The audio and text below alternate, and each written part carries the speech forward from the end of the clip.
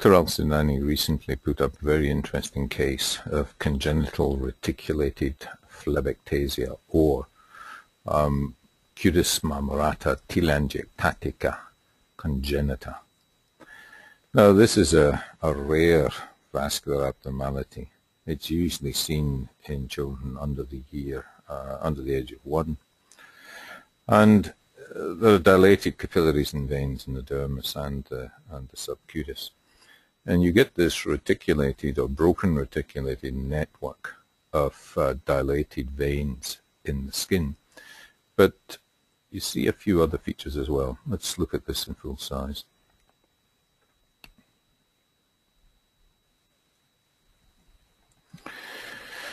There's a condition called livido reticularis.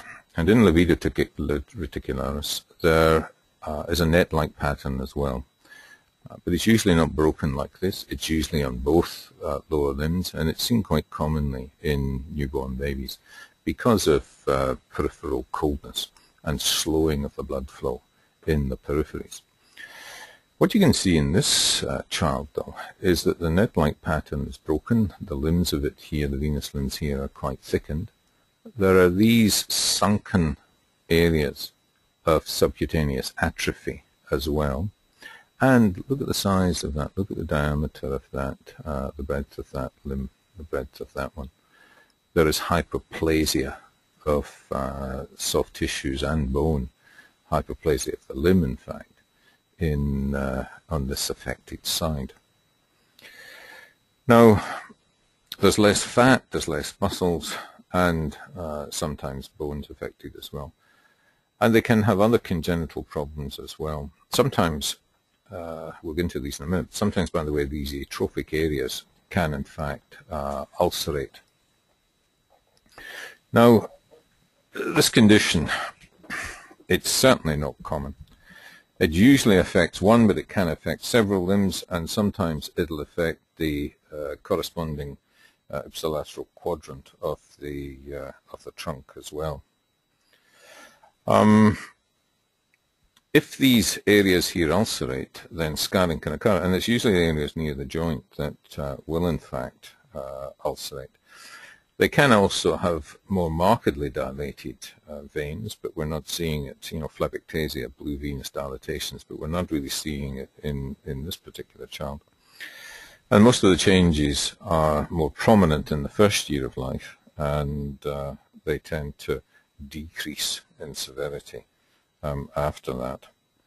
But some persistence is likely to in fact be seen. Now, up to about 50% of these patients have other abnormalities, and they're more likely to occur not in the localized type here, but in the more generalized type of Cutis marmorata telangiectatica congenita. And these other abnormalities can affect the skull. You can get a bit of aplasia cutis congenita with it, and there may be other orthopedic, neurologic, some eye problems, and some other vascular abnormalities that may be seen. So this is a significant condition. This isn't livido reticularis. This is a much more severe condition with more underlying problems. Note the hyperplasia in comparison to the other side. Let's have a little look at the other images. Unfortunately, in the atlas, this is the only case of this condition that we in fact have.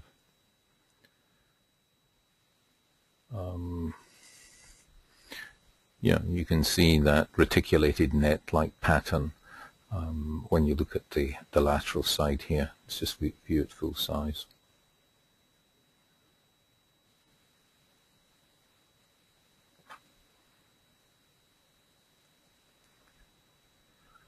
This won't go with warming. That's the other thing that will happen with if it was ordinary livido reticularis. When you warm the skin, then the net-like pattern in livido reticularis will disappear. But in this condition, it won't disappear with warming. Let's see what Dr. Al-Sudani has written. Yeah, it's sometimes called Van Luysen syndrome. I think he first described this, I think, back in the 1930s. He describes here a purplish reticulated, that's net-like vascular network with a segmental distribution, usually involving the extremities.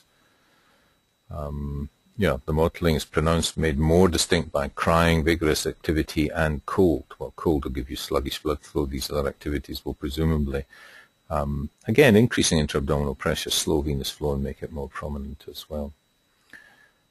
Lesions usually improve by 2 years of age. That's true after the first year, but they may remain stable.